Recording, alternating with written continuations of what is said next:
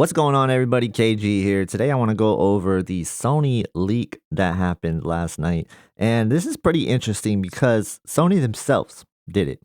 But first, before we get into the leak, I want to go through the rumors so we can see how it lines up with the leak. Now, before I get into all of it, I got to give a shout out to High Def News on X. He is the reason why I know about all these leaks, because when he sees the leaks, he'll post about them. Anything that's related to TV technology news, he will post about it. So definitely follow him if you haven't already. Now, one thing we know about leaks is that it sometimes contains information that's not yet finalized and things are subject to change. Also, sometimes things are just flat out wrong. So you got to keep everything in mind and take things with a grain of salt when you're talking about leaks and when you're talking about rumors. So what's the biggest thing out of these leaks? I think the main star of these leaks is definitely going to be the Sony Bravia 8 Mark II. And the reason why is because there's conflicting information on what type of panel the Bravia 8 Mark II might be.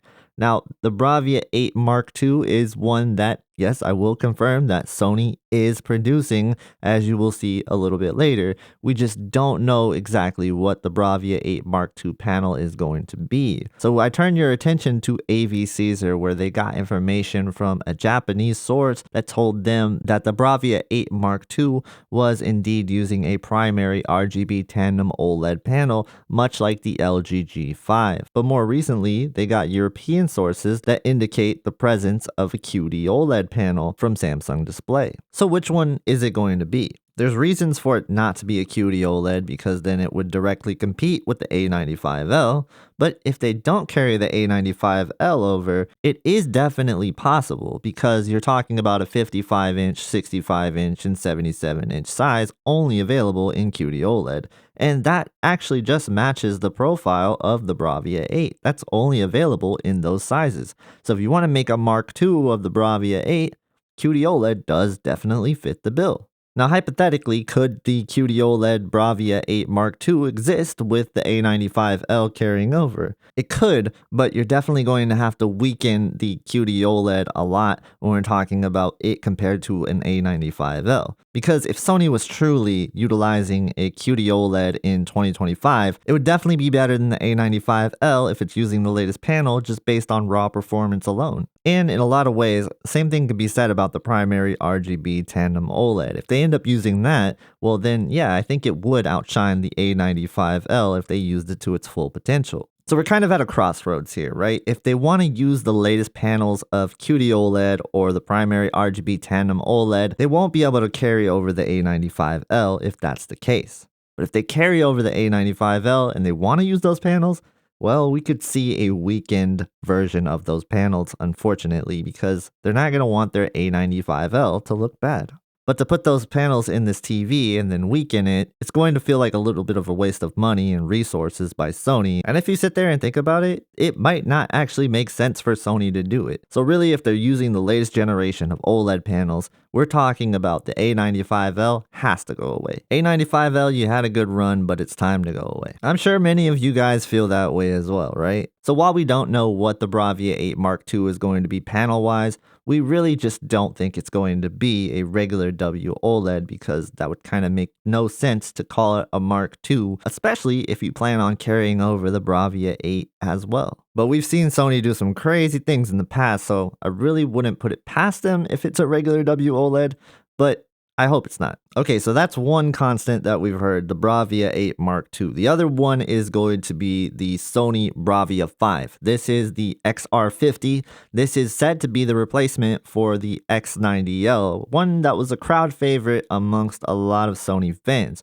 So we'll see a new version of the X90L pretty much with the Bravia 5, which is going to sit under the Bravia 7. Alright, there's a little bit more to these leaks, but I'm not going to talk about it in this video because they are not really relevant to what Sony leaked. So let's get into this Sony leak. Okay, Sony has this app. It's called Sony Pictures Core. It used to be known as Sony Bravia Core. This is Sony's official high bitrate streaming app on the TVs. And so within the app itself, a user noticed there were some new things added. What you gotta understand is Sony runs a program where if you buy one of their TVs, you get some credits for this app. And this user was looking through the terms of service for this information and saw that there's some new TVs added that are going to be eligible for the credits. Sony definitely jumped the gun by adding this information to the terms of service. So you can see that the XR50 is now on the list, and there was not an XR50 before this. There is now an XR80M2, which is the Bravia 8 Mark II, and we also see the S20 Mark II. Now, you're probably wondering what the S20 is. The S20 was the Bravia 2, and this is a TV that was really only available in Asia and maybe other markets, but it definitely wasn't in the US. So they're getting a Mark II of that TV, it looks like. So the XR50, which we talked about, the XR80 M2, which we also talked about. And what we're seeing is that the rumors that we heard earlier line up with this leak from Sony themselves. Pretty interesting.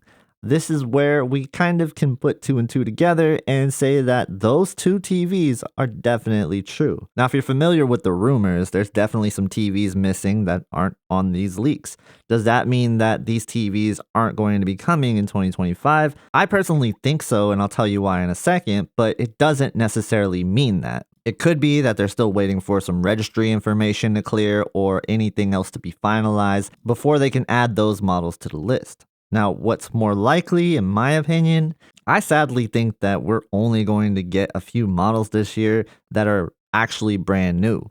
And the reason why I'm saying that is because I do think they're going to carry over a big chunk of 2024 TVs into 2025. Why do I think that? Well, they carry over a lot of their models from year to year, and also the leaks just seem to be lining up. And the biggest constant that we're seeing with the leaks is the Bravia 8 Mark II and the Bravia 5. And also that they're saying a lot of the TV models are actually going to be carried over. Also want you to keep in mind, I do think that they're going to consider the Bravia 10, which is the RGB LED TV, most likely part of their 2025 lineup. It's just going to launch later. So here's what I think the 2025 lineup is going to consist of. Again, this is just my guesses based on the rumors and the leak by Sony today. So for the US lineup, I do think the Bravia 3 carries over. You're going to see the Bravia 3 once again in 2025. I do think that the Bravia 5 is going to be coming, as we see in this leak here from Sony. So the Bravia 5 would be the next step up on the list. From there, you have the Bravia 7, which is carrying over from 2024 to be in the 2025 lineup.